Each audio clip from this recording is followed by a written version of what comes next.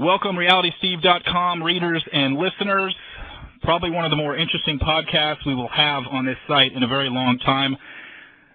Probably the most controversial bachelor in recent memory outside of Jason Mesnick, and that would be the man who was eliminated this past Monday night from Austin, Texas, Mr. Wes Hayden. Wes, thank you very much for coming on. Hey, Steve, thanks for having me, bud. I want to first mention something to the readers, to the listeners.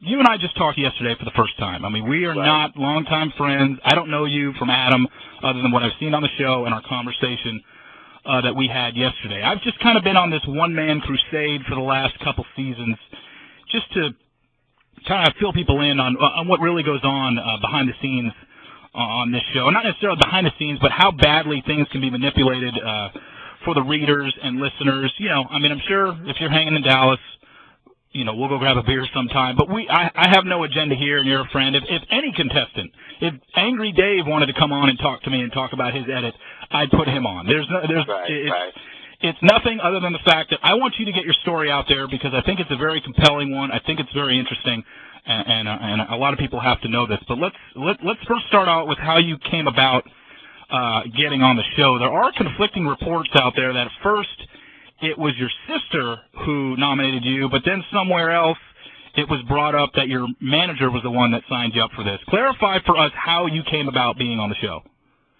My little sister, she's 17 years old. She signed me up for the show, and I had no clue about it, to be honest with you. I was asleep, you know, one morning, and I get a phone call, and I didn't answer it because I was like, man, it must be a bill collector. I didn't recognize the number, so when I picked it up, it was like, hey, Wes, this is so-and-so from the Brett. We want to have you on the show.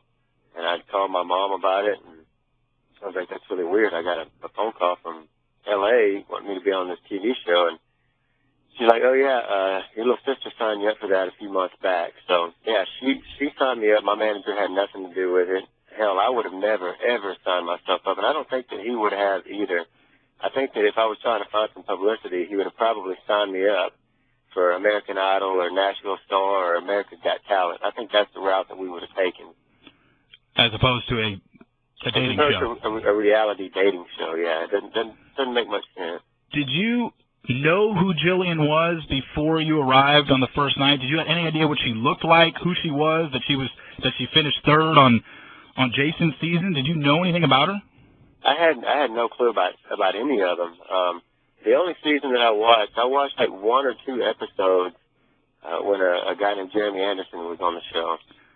Just because I had known him for a long time. I grew up with him back in Huntsville, but no, was she on the Bachelorette, the Jason guy or the Bachelor? Yeah, she finished third on Jason's season, which was okay. Yeah, I had no clue what she looked like until probably 2 or 3 days before I left to go on the show.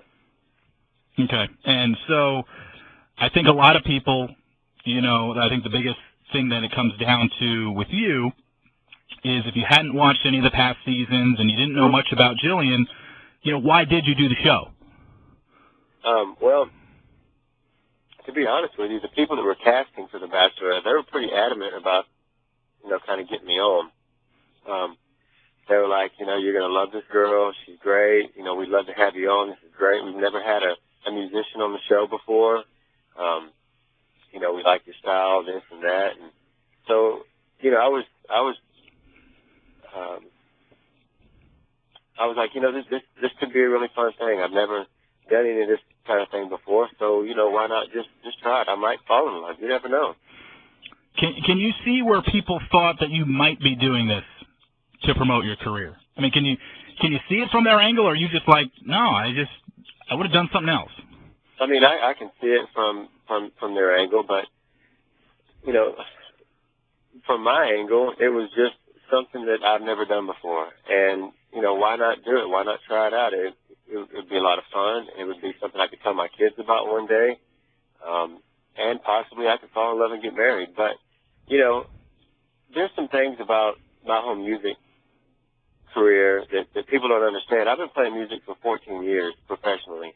It's not like I just, you know, and I'm on my third album. It's not like I just decided to go on a reality dating show and become a musician. I mean, I've been doing this my whole life. So that's kind of discouraging to me that people would believe that. I mean, I've worked really, really hard for a long, long time. And there's some other things, like the very first night when I talked to Jillian, you know, I didn't want to play my guitar for her. I didn't want to sing for her that night. I thought it was very, very corny and cheesy. The producers actually wanted me to step out of the limo playing my guitar and walk up and sing to her. That was the original plan. And I was like, that's not going to happen. That is just absolutely cheesy. And when I first talked to Jillian, underneath that little gazebo thing, my guitar was sitting there. And I didn't tell them to put my guitar there, and it didn't just magically appear. But so, you know, there were some things behind the scene. I believe that they were trying to create a character from the minute that I stepped out of the limo. That was one thing I was going to ask you about, was the guitar. Now, when you officially agreed to go on this show and be a part of this show, did you say, hey, can I bring my guitar on so I can sing some songs to her? Or did they suggest it? How was that all brought about, that you got to bring a guitar and it doesn't look like anybody else got to bring any sort of valuables that they had? Well, you know, Reed brought a guitar, too. Oh, and, yeah. And Mike Stagliano sang her a song as well. He had wrote her a song and played it for her on my guitar. I let him use my guitar to sing her the song, and they filmed that as well, but they never showed it. Okay. So there's a lot of things behind the scenes I think that people don't understand. But they wanted me to bring my guitar. When I went up for casting, they were like, don't forget your guitar. And when I went on the show, the same thing. Hey, don't forget your guitar. Now, during filming, did you have any sense that this was the edit that you were going to get? At what point did you start to get suspicious that, I think I might be the villain here? I had no clue, honestly, until the whole Jake thing happened. Yeah. I had no clue that anybody was talking behind my back. I had no clue that everybody was saying I was there for my career. I had, you know, because all the guys, you know, we're all buddy in the house, and it never crossed my mind. I thought that when I played my song for her, when I wrote it for her, that I was just giving her something, giving her a piece of my heart. You know, when you write a song for somebody, it's special. It's not like buying somebody a necklace or going out and getting them roses and candy. I mean, it's something that you actually take time and take a piece of yourself and put that on paper and give it to somebody. And I guess if you're not a musician, you'll never really understand that. So, about the time that Jake came, I was getting pretty fed up with the whole process. Mm-hmm. I would say the week before that, when we were in Canada, I had told the producers that I was done. I didn't want to be there anymore. Reason being is because I didn't get any one-on-one time with Jillian. I was never getting to really hang out with her. It looks like I am on camera, but in the 2 months that I was there, I probably spent less than 4 hours of alone time with her in 2 months, and that's a long time. So I told them in Canada I was done, and I remember the producers freaking out and you know, all getting together and all coming and talking to me and saying, no, Wes, just stay here. I said, look, I'm not getting any alone time with her. I said, if I'm not going to get any alone time with her and I'm starting to feel the heat of I'm here for my career, because I'd heard it a couple of times, but I didn't know that I was being the villain, you know? Yeah. I said, what's the use of me being here? And their exact words were, Wes, play the game. Just play the game. And I give you my God's honest truth right there. Play the game. When you talk about Canada, I think one thing that I do remember from the whole train ride was there was a scene where Jillian supposedly was asleep in a cart by herself, right. And then you come walking in and talk to her. Can you explain that scene? Like, how in the world were you just like, I finally need to get some alone time, I'm just going to go in there? How did that whole scene come about?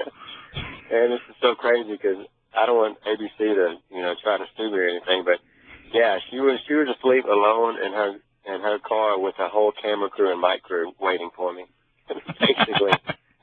So, I mean, yeah. Come on, people, get real. I mean, it's so difficult for me not to want to just spill the beans totally and tell